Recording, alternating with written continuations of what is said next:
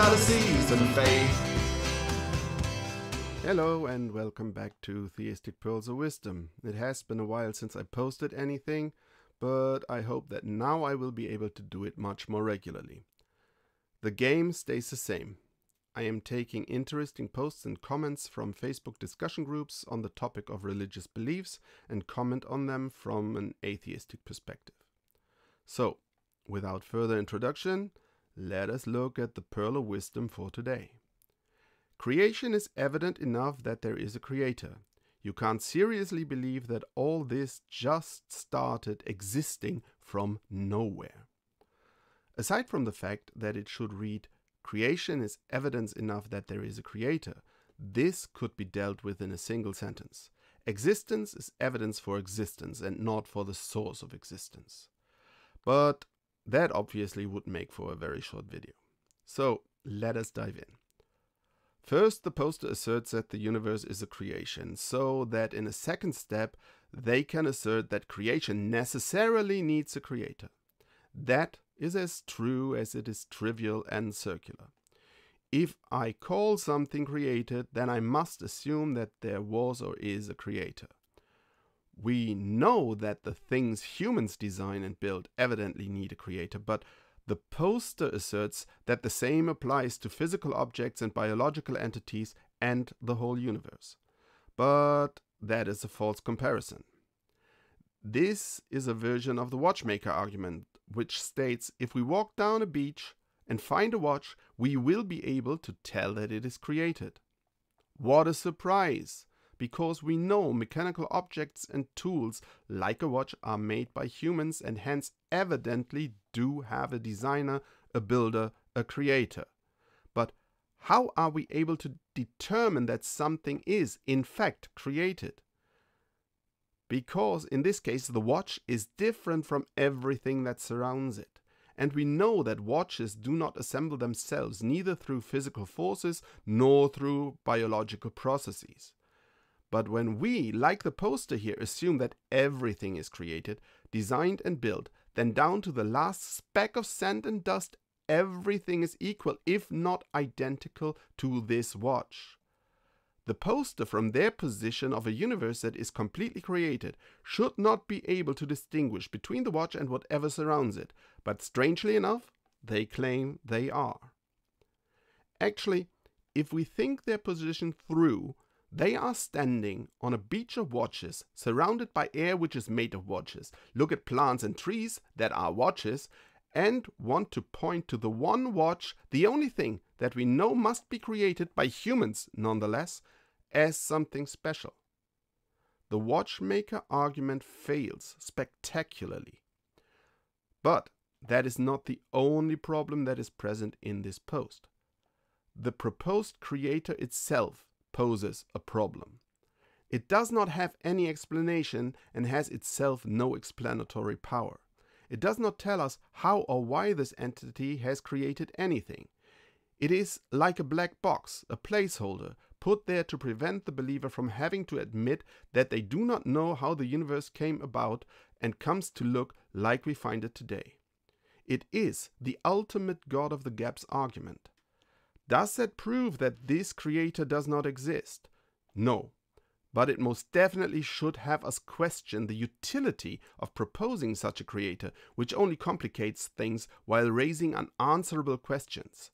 It basically just moves the mystery of existence one step further down the road to where it is not even theoretically possible to ever find reliable answers, except if we actually would be able to communicate with this creator and ask it these questions.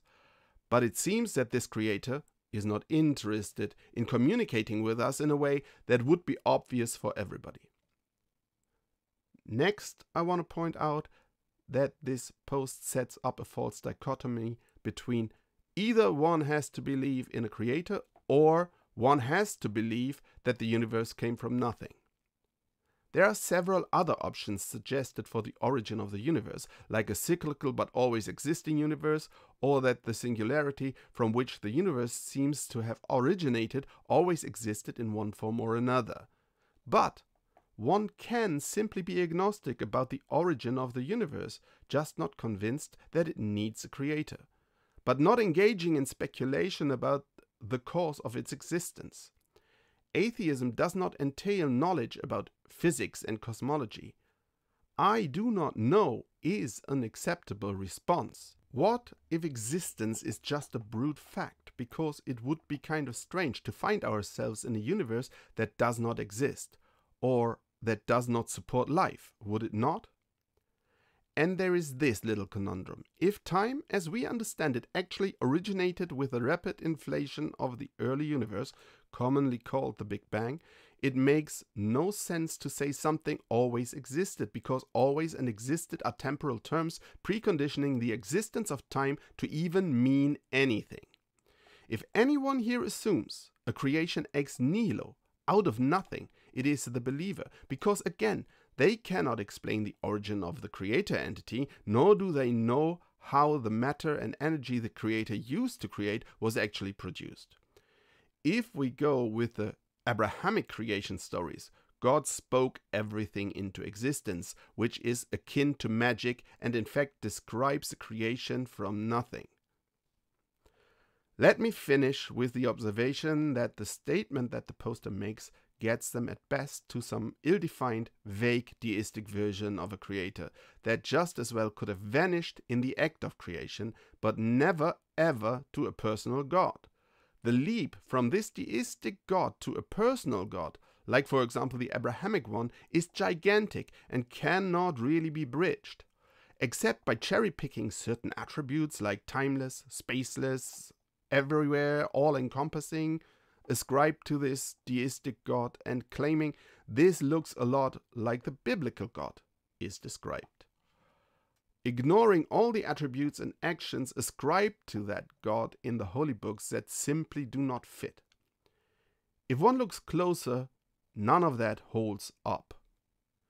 But I am convinced that if asked, the poster here does in fact believe in a personal, interfering and caring God that judges us by our actions and beliefs. A God for which we would expect actual, verifiable and reliable evidence due to the claimed interactions of this God with the physical world we exist in. But surely they would engage in a quick bait and switch as soon as we admit to even the possibility of this deistic God version existing. And yes, I would have to admit that it is impossible to demonstrate that such a vague deistic creator entity cannot exist. But that is not evidence that it does. They would pretend that this creator must exist and is identical with the personal God they proclaim. One more word on this deistic God version, which is by definition indistinguishable from a God that does not exist, so that there can be no rational reason to believe in such an entity. Whoever does proclaim such a deistic God basically claims to have detected what is by definition undetectable and unknowable.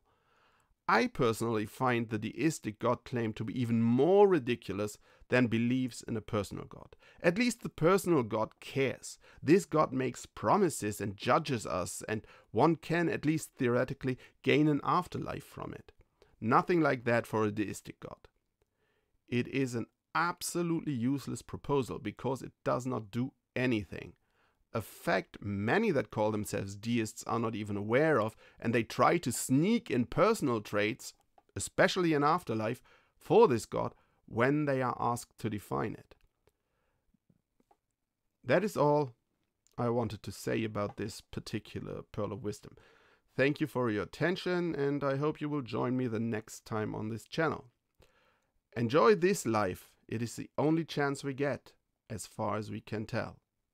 See you soon, and goodbye. I heard it all before. Is that all you have in store? Is there really nothing more than just fallacies and faith?